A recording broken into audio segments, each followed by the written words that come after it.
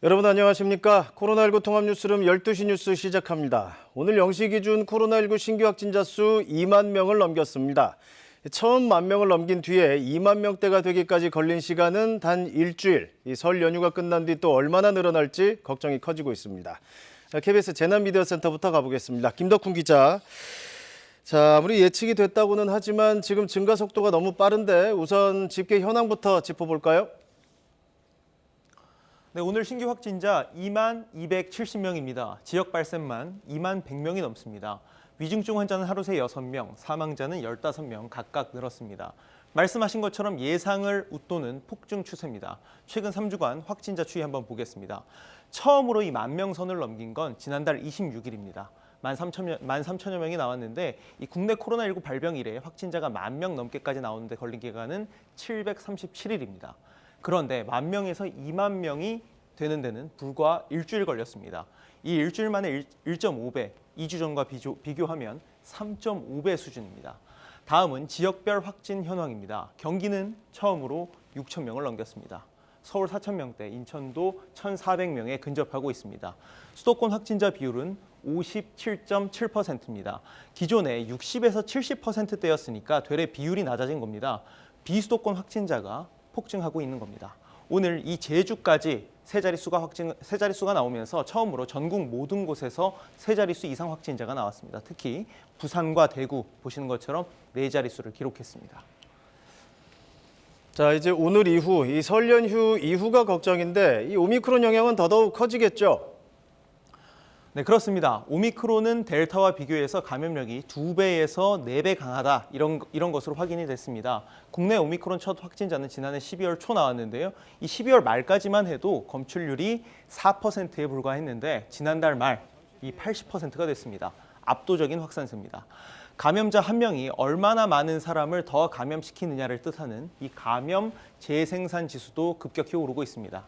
1이 넘으면 유행 확대, 1 미만이면 그 수가 감소한다는 의미인데 지난주는 감염 재생산 지수가 1.58이었습니다. 불과 3주 전 0.92였으니까 확연한 증가세입니다. 설 연휴 이후가 문제입니다. 최근 교통연구원이 내놓은 자료를 보면 하루 480만 명꼴, 총 2,877만 명이 설 연휴 전날까지 포함해 엿새간 귀성이나 여행을 위해 이동할 것으로 예상이 됐습니다. 명절에 가족 친척과 모인 자리에서 또 여행지 곳곳에서 소규모 집단 감염이 이어질 수 있어 확산세도 당장 가늠하기는 어렵습니다. 지금으로서는 개인 방역, 거리 두기, 추가 접종 외에는 뚜렷한 대안은 없습니다. 현재 추가 접종률은 53.1%입니다. 현재 접종 속도가 더딘데 위중증이나 사망에 이르는 상황을 막을 수 있다는 게 공통된 견해입니다. 지금까지 재난미디어센터에서 전해드렸습니다.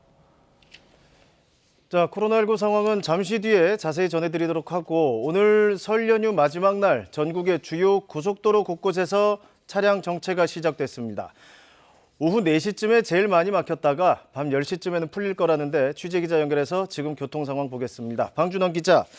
자, 지금 CCTV 준비돼 있죠? 이거 몇 군데라도 지금 고속도로 상황 어떻습니까? 네, 오늘 오전부터 일부 고속도로 상행선 구간에서 정체가 시작됐습니다.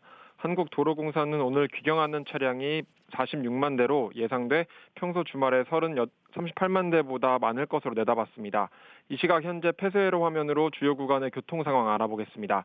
먼저 경부고속도로 서울 방향으로 옥산 휴게소 부근입니다. 교통량이 증가해 우측의 서울 방향 차들이 제속도를 내지 못하고 있습니다.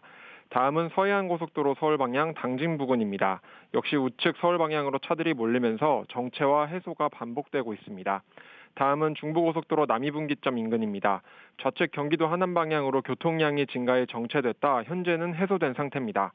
지금 출발하면 서울요금소 도착 기준으로 부산에서는 6시간, 광주에서 4시간 10분, 대구에서 5시간, 강릉에서 2시간 40분 정도 걸릴 거로 한국도로공사는 예상했습니다.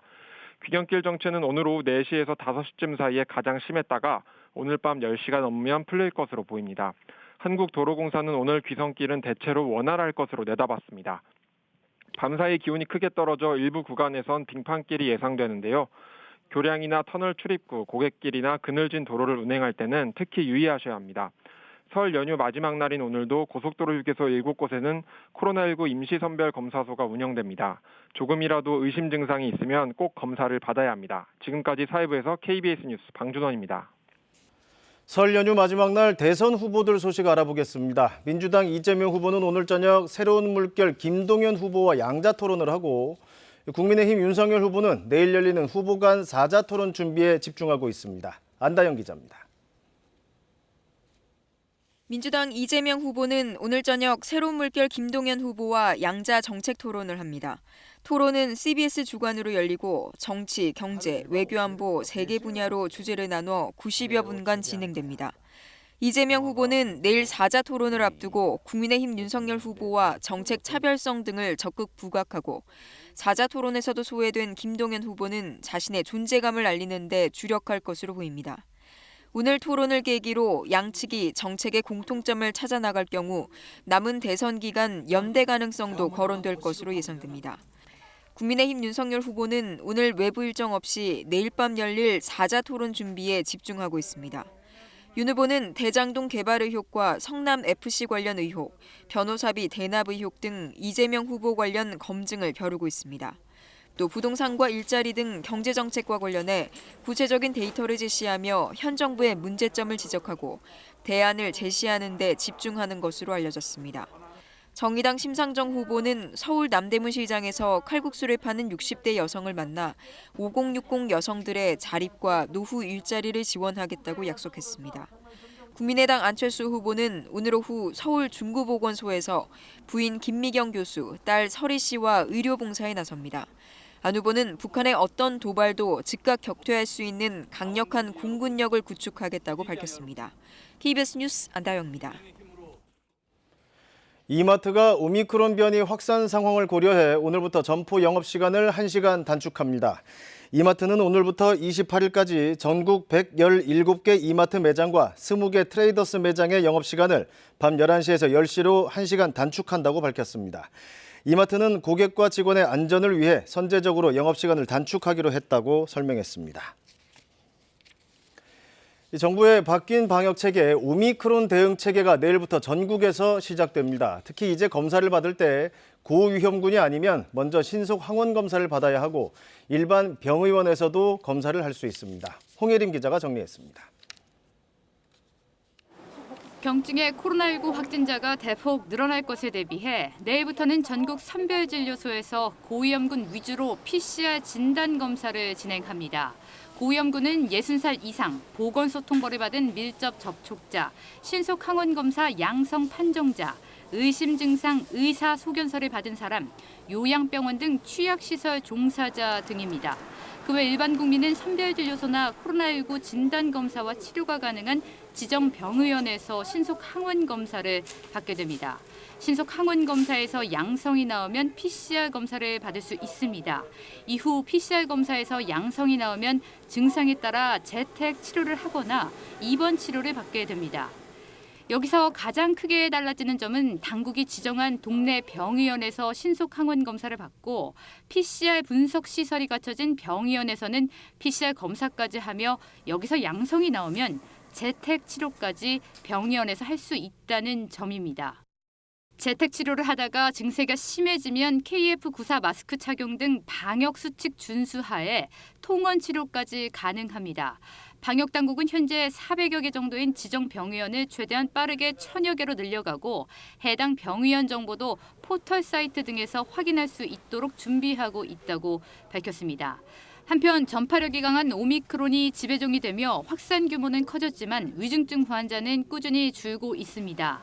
대신 증상이 비교적 경미한 재택치료 환자는 일주일 전 3만 7천여 명에서 배 넘게 늘어 8만 9천여 명입니다. 방역당국은 치명률이 낮아지더라도 확산 규모가 커지면 의료체계 붕괴 등 피해가 커질 수 있어 예방접종, 방역수칙 준수를 거듭 강조했습니다. KBS 뉴스 홍혜림입니다. 자, 그럼 이번엔 지금 코로나19 상황 이충헌 의학 전문 기자와 함께 자세히 하나씩 짚어보겠습니다. 자, 이 기자, 연휴 기간에 검사를 적게 하는데도 2만 명을 넘겼어요. 평소 검사 건수가 한 선별진료소에서 35만 건 정도 되는데 네. 연간은 한 20만 건 정도 검사가 이어졌습니다. 그럼에도 네. 불구하고 오늘 처음으로 2만 명이 넘었으니까 지금 오미크론이 확산세가 더 심해지면서 이렇게 확진자가 크게 늘고 있는 것으로 보입니다. 앞서 보셨지만 내일부터는 임시선별검사소, 선별검사소를 가더라도 60세 이상 고위험군만 PCR 검사를 먼저 받을 수 있고 나머지는 신속 항원 검사를 받으셔야 됩니다. 네. 근데 문제는 이제 앞으로 더 늘어날 수도 있다는 거잖아요. 이게 이제 양성률, 검사 받은 사람 중에 몇 퍼센트가 양성으로 나오냐, 이게 양성률인데 네. 1월 초중순에는 3%대였는데 어제는 8.9%, 그제는 9.3%였으니까 네. 조금 있으면 10%대로 갈 가능성이 상당히 높습니다. 35만 명의 검사 건수를 회복한다고 하면 연휴가 지나서 이번 주에는 3만 명이 넘을 수도 있을 것 같습니다. 이번 주 안에 3만 명이요. 지금 이제 기본 치료 시스템이 이제 재택 치료잖아요. 그러면 그러니까 지금 확산세가 이렇게 커지면은 이 재택 치료자도 더 늘어날 수밖에 없는데 이제 동네 병의원이 참여한다 해도 이 관리가 쉽지는 않을 것 같아요. 어제도 이제 재택치료가 6천 명이 늘어서 지금 8만 9천 명이 재택치료를 받고 있고요. 네. 관리 의료기관이 430여 곳인데 최대 10만 6천 명을 지금 당국은 얘기하고 있습니다. 네.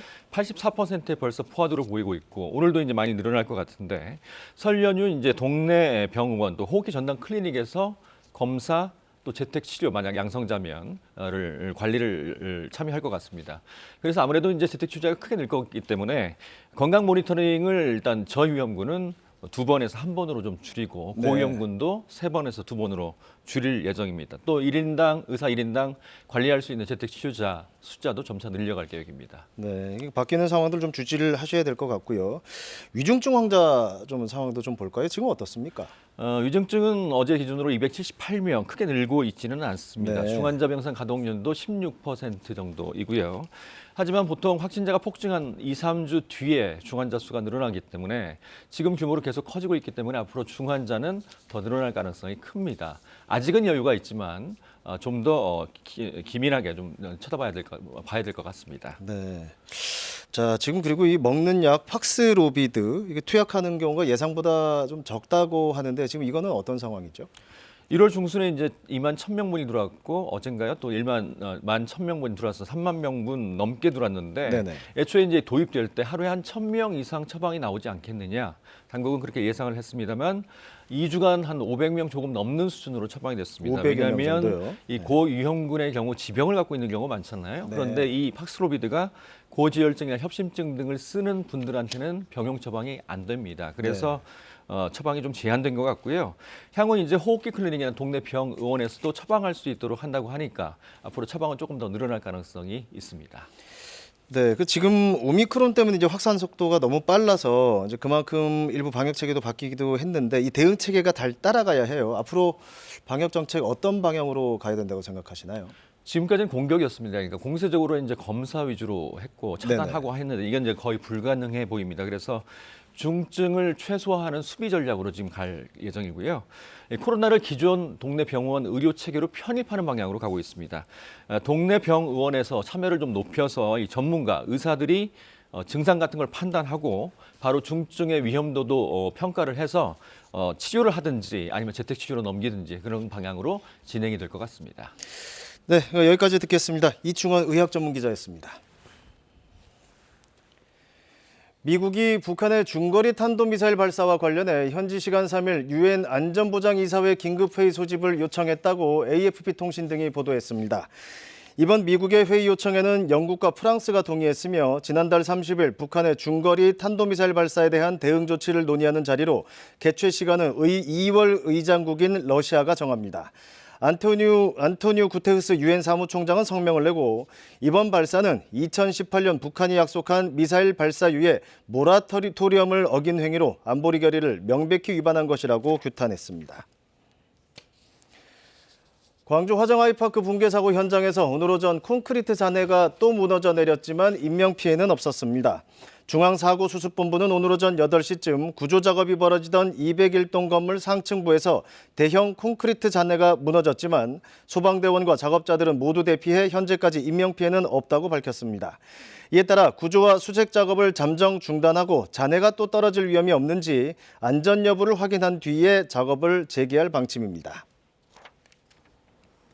연휴 마지막 날 다시 공기가 차가워졌습니다. 중부 내륙을 중심으로는 한파특보가 내려진 가운데 오늘 아침 영하 10도 안팎의 추위가 이어졌는데요. 한낮에도 서울 기온은 1도 선에 머물겠고요. 찬바람이 불며 체감온도는 종일 영하권을 보이겠습니다. 동쪽 지역의 건조함은 좀처럼 해소되지 못하고 있습니다. 부산과 울산 등지에는 건조 경보가 확대했습니다. 오늘 전국에서 대체로 맑은 날씨가 이어지겠습니다. 다만 도로가 미끄러운 곳들이 많아서 귀경길 조심히 이동하셔야겠습니다. 낮 기온은 어제와 비슷하겠습니다. 서울이 1도, 대전 3도, 부산은 7도 선에 머물겠습니다. 바다의 물결은 동해상에서 최고 4m로 거세게 일겠습니다. 남은 한 주간 예년보다 추운 날씨가 계속되겠고요. 토요일에는 호남과 제주도에 비나 눈이 내리겠습니다. 날씨 전해드렸습니다. 조금 전 12시 4분에 경북 청도군 부근 지역에서 규모 2.4의 지진이 발생했습니다. 진앙은 경북 청도군에서 동북동쪽으로 24km 떨어진 지역으로 기상청은 지진 발생 인근 지역은 지진동을 느낄 수 있다며 안전에 유의하기 바람이라고 밝혔습니다. 이번 지진으로 경북 지역에 진도 3의 흔들림이 전달됐습니다. 수요일 12시 뉴스 마칩니다. 시청해주신 여러분 고맙습니다.